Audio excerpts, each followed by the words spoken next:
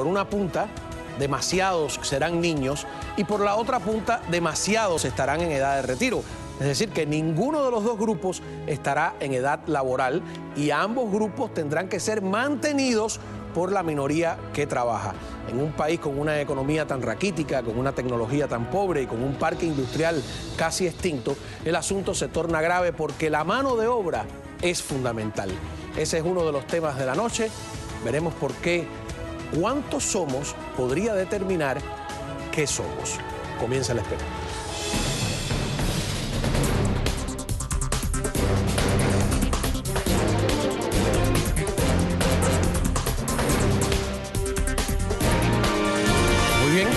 Empezamos por presentar a las damas. Isabel Rosales Añel, presidenta de Neo Club Press.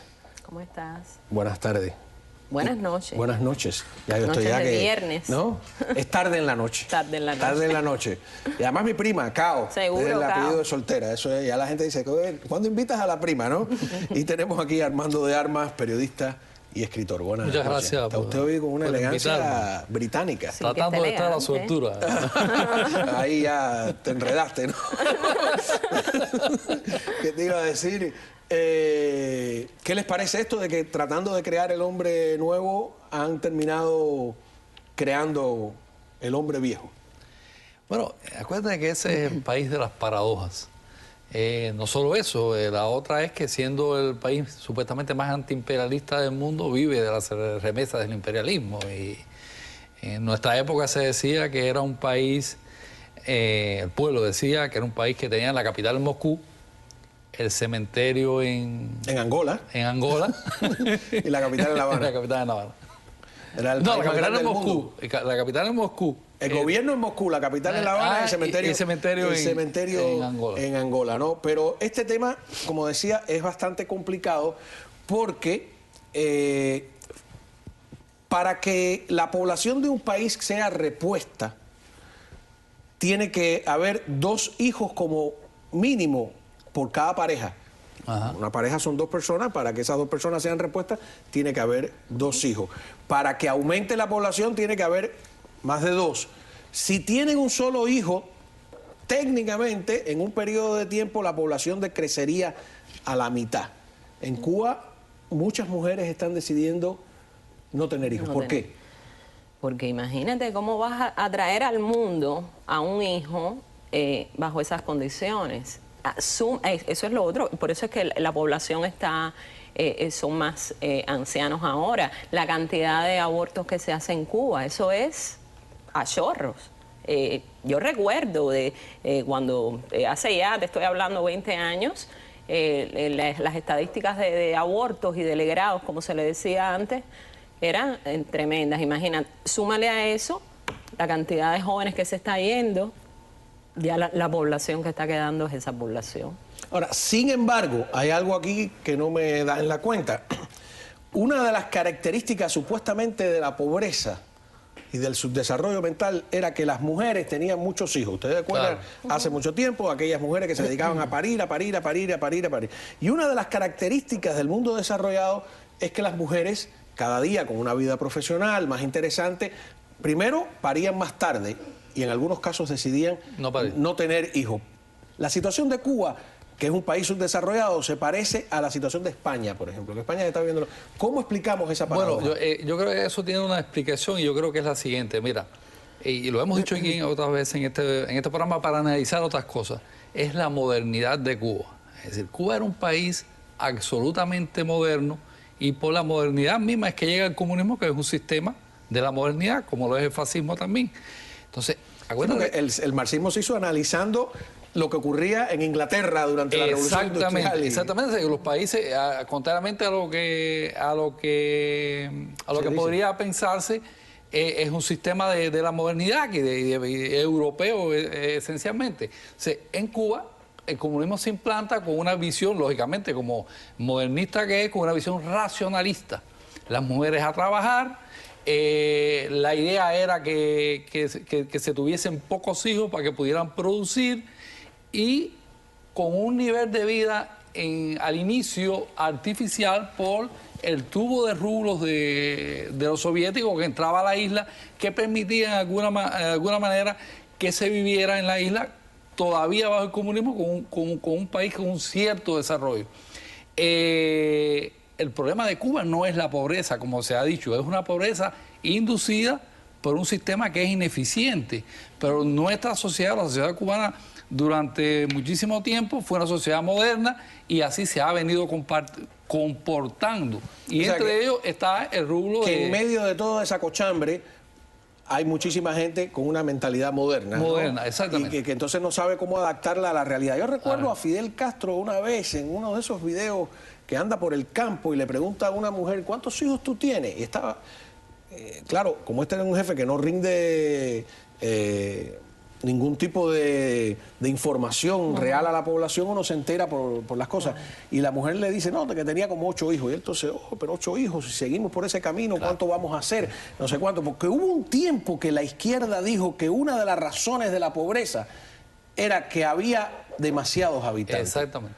Pero resulta que después algunos investigadores descubrieron, o hicieron notar, no descubrieron, que algunas de las zonas más ricas del planeta estaban densamente pobladas, como algunas zonas de Nueva York, como Tokio. O sea, que no era verdad que una demografía excesiva en una zona específica traía pobreza, ¿no? La razón de la pobreza es otra, ¿no? Claro, porque acuérdate que ellos tienen, perdóname, la visión de que la riqueza es un cake que se reparte y no un cake que se hace. Por eso que es la del tesoro del pirata, que tiene una limitada cantidad de monedas y que todo el mundo mete la mano y se acaba, y no en la capacidad de producir, ¿no? Es el cake que nos dejan hacer aquí. Es la diferencia del sistema. Aquí mismo lo tenemos. Podemos hacer el cake, en ese sistema no puedes hacer ni la masa del cake. Ahora, esas dificultades de la mujer cubana a la que tú hacías referencia con un niño, si pudiera ser más específica, por ejemplo. Las dificultades en Cuba, desde que te levantas hasta que te acuestas, pues imagínate, una persona, una mujer o un hombre que esté a cargo de un niño en Cuba. Es una desgracia, es prácticamente una desgracia cuando un alumbramiento es precisamente eso, un alumbramiento, un hijo. Entonces, parir en Cuba bajo las condiciones que hay, y no actualmente, que hay hace tantos años con esa dictadura, imagínate, ¿quién quiere parir ahí? Y la mayoría de las personas que quieres tener tu casa con tu esposo, con tus comodidades, no puedes. Tú sabes que yo siempre que pienso en niños chiquitos en Cuba, es una bobería, pero no, pienso en el sarpullido. Y en un hule que se ponía en las cunitas para cuando el niño hiciera pipi, pues no atravesara el colchón, ¿no? Porque en mi época al menos no había pamper. No sé si hoy en día es fácil de conseguir los pampers en Cuba. Sí, claro, con los CUC o con lo que te manda la familia de acá, o jineteando en el malecón, o en fin, hay posibilidades, pero son esas, terribles. Ahora, si se supone que esta gente que tienen todos ya más de 80 años, Fidel no sabemos si por fin es eterno o no es, la ciencia está por descubrir ese hecho. Si viene un cambio y un nuevo gobierno asume, se va a encontrar esa terrible situación de que unos 3 o 4 millones de trabajadores potenciales tienen que mantener a 8 millones de personas. ¿Cómo va a funcionar eso con un parque industrial tan limitado? Que es la pregunta que me hice al principio. Mira, entre otros muchos problemas que va a dejar la dictadura el día que desaparezca, esto se ha extendido casi como dice, que es una eternidad. No, yo no sé si a lo mejor descubrieron una pastillita. Una pastilla. Bueno. Pero el día que eso ocurra, eso evidentemente va a ser un problema grave. Yo creo que eso únicamente abriendo las puertas de una emigración que venga con capacidad de inversión, de trabajo, sí, una migración que pueda aportar al país, a la sociedad de desarrollo, como se hizo al principio de la guerra de finalizar la guerra de independencia. Sí, se permitió la entrada de españoles, libres, españoles, europeos, italianos. Habrá que hacer chinos, algo así, porque no hay regreso de algunos exiliados dispuestos a... Porque yo no veo otra manera. Es decir, como bien dice, una población envejecida, ¿quién va a producir? ¿Quién va a hacer el pan nuestro de cada día? ¿no? Además, ¿quién va a tener la responsabilidad de mantener a todos esos retirados con una caja vacía?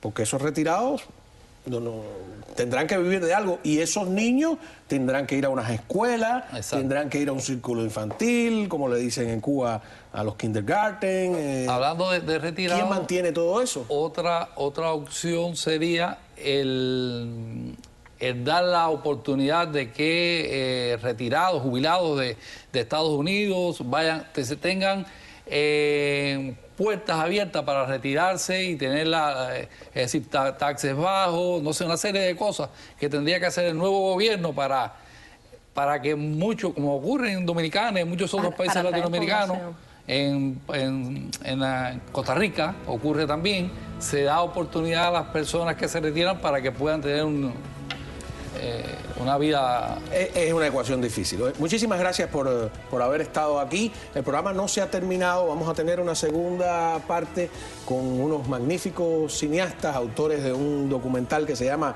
Industriales Juego bajo protesta, sobre esta visita reciente que tuvieron los industriales aquí, que fue polémica, que hubo protestas, etcétera, etcétera. Ellos han hecho un documental y vamos a conversar con ellos. Por supuesto, ustedes son permanentes invitados a nuestro programa. Muchísimas gracias, prima. Gracias, primo. ¿Y cómo Oye, va saludos Neoflop? a Ela. ¿Va bien? Súper bien, estamos bien? súper bien. Sí. Felices, produciendo mucho. ¿Cómo no? Bueno, entonces regresamos con Juego bajo protesta. Ya volvemos.